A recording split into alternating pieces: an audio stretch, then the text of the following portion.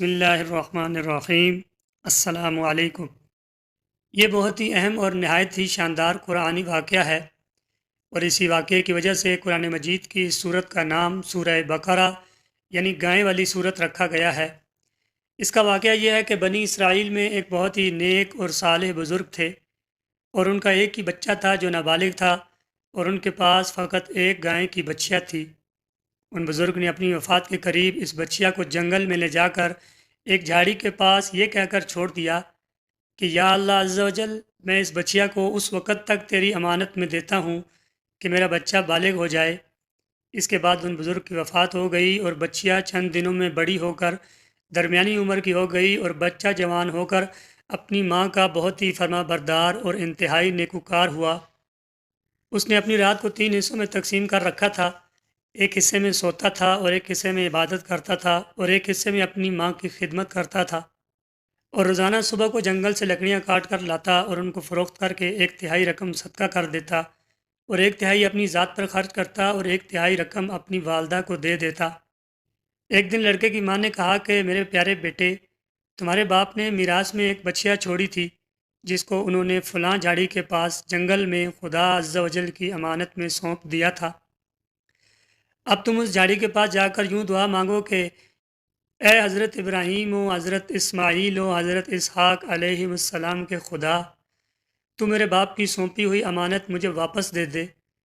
اور اس بچیا کی نشانی یہ ہے کہ وہ پیلے رنگ کی ہے، اور اس کی کھال اس طرح چمک رہی ہوگی کہ گویا سورج کی کرنیں اس میں سے نکل رہی ہیں۔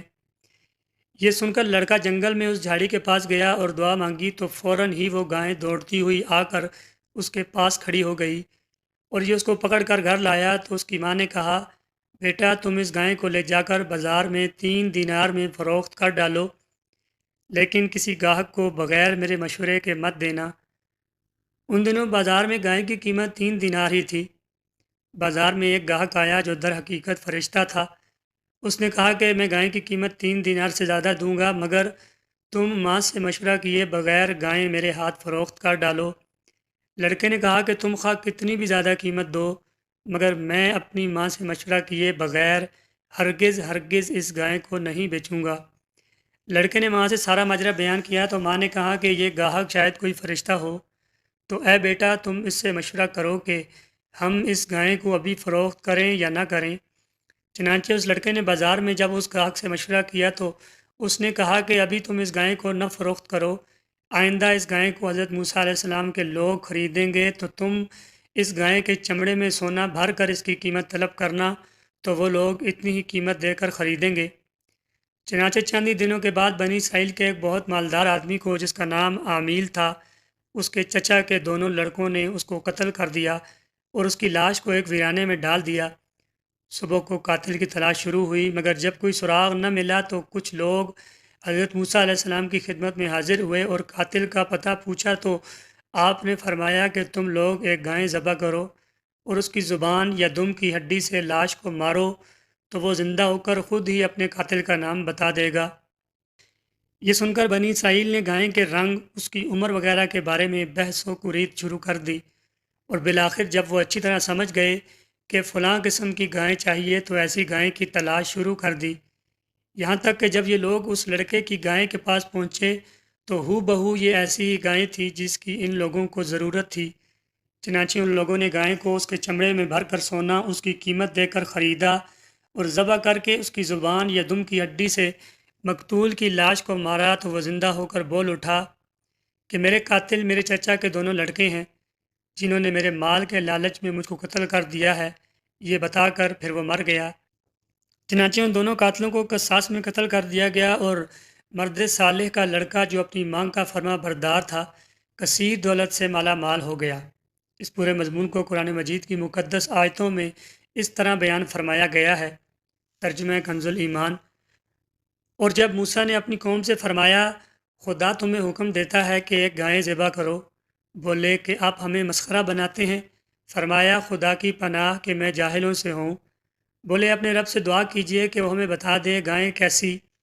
کہا، وہ فرماتا ہے کہ وہ ایک گائے ہے، نہ بوڑھی اور نہ اوسر، بلکہ ان دونوں کے بیچ میں، تو کرو جس کا تمہیں حکم ہوتا ہے۔ بولے، اپنے رب سے دعا کیجئے ہمیں بتا دے اس کا رنگ کیا ہے۔ کہا وہ فرماتا ہے وہ ایک پیلی گائے ہے جس کی رنگت ڈہڈہاتی دیکھنے والوں کو خوشی دیتی۔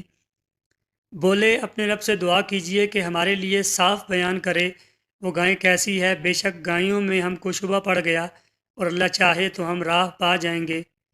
کہا وہ فرماتا ہے کہ وہ ایک گائے ہے جس سے خدمت نہیں لی جاتی کہ زمین جوتے اور نہ کھیتوں کو پانی دے، بے عیب ہے جس میں کوئی داغ نہیں۔ بولے اب آپ ٹھیک بات لائے تو اسے ذبح کیا اور ذبح کرتے معلوم نہ ہوتے تھے، اور جب تم نے ایک خون کیا تو ایک دوسرے پر اس کی تہمت ڈالنے لگے اور اللہ کو ظاہر کرنا تھا جو تم چھپاتے تھے، تو ہم نے فرمایا اس مقتول کو اس گائے کا ایک ٹکڑا مارو، اللہ یوں ہی مردے جلائے گا اور تمہیں اپنی نشانیاں دکھاتا ہے کہ کہیں تمہیں عقل ہو۔ درس ہدایت، اس واقعے سے بہت سی عبرت انگیز اور نصیحت خیز باتیں اور احکام معلوم ہوئے۔ ان میں سے چند یہ ہیں جو یاد رکھنے کے قابل ہیں۔ نمبر 1، خدا کے نیک بندوں کے چھوڑے ہوئے مال میں بڑی خیر و برکت ہوتی ہے۔ دیکھ لو کہ اس مرد صالح نے صرف ایک بچیہ چھوڑ کر وفات پائی تھی، مگر اللہ تعالیٰ نے اس میں اتنی برکت عطا فرمائی کہ ان کے وارثوں کو اس ایک بچیہ کے ذریعے بے شمار دولت مل گئی۔